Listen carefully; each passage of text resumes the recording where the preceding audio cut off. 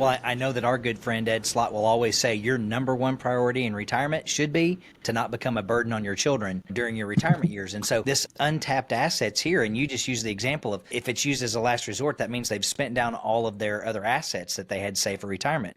Well, if you don't tap into the home, what's going to happen? If you don't tap into it and you're out of investments, you're going to live with your children, or something else is going to happen that's going to create other kinds of issues. So this really is an untapped source. So talk about having a line of credit. I know because he lets me share it on the show, good friend of yours, Kevin Lynch, who was a colleague at the American College, is a client of mine from North Carolina. He has a line of credit. He very powerfully uses a reverse mortgage in his own retirement income plan. He just retired this year at the beginning of 2024. What is the power to establishing a line of credit with a reverse mortgage, and how does this work? So this is something that sounds too good to be true, but if we just walk through the process, it'll start to make more sense. This happens with Social Security too, where the government makes rules, and then people figure out how to work with those rules to get better outcomes that may not have been anticipated by the policymakers. And so I think the idea was, if you opened a reverse mortgage, it was assumed you'd borrow everything you could from it.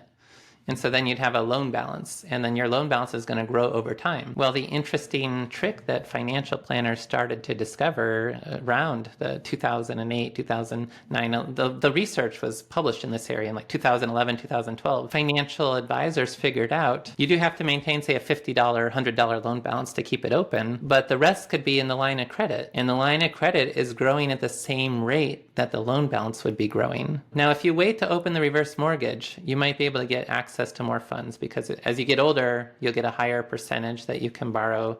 And if the home is appreciating over time, you get a higher percentage of an appreciating home. So waiting to open the reverse mortgage should, on average, lead to a bigger access to funds. Right. But this is usually dwarfed by the idea that, if I open it as soon as I can at age 62, then I start this process of line of credit growth that then the simulations and the historical data that they talk about in the book, like 60, 70% of the time, you'll have more line of credit later by opening it sooner and letting it grow than if you waited until later. Plus, if you open it sooner, you can always refinance. And this is something we saw happen a lot in 2001, 2021, 2022. Okay. Interest rates were going down and homes were appreciating dramatically. Yes. And that was creating the scenario, and maybe I could have got more credit if I had waited in that case. Yeah. Well, if you already opened it, you simply refinance. There's minimal additional charges to refinance, and then you get that higher line of credit. So by opening it sooner rather than later, the odds are you're going to have more borrowing capacity. And if you're in the scenario where you don't have more borrowing capacity, you simply refinance, and then you get the more borrowing capacity.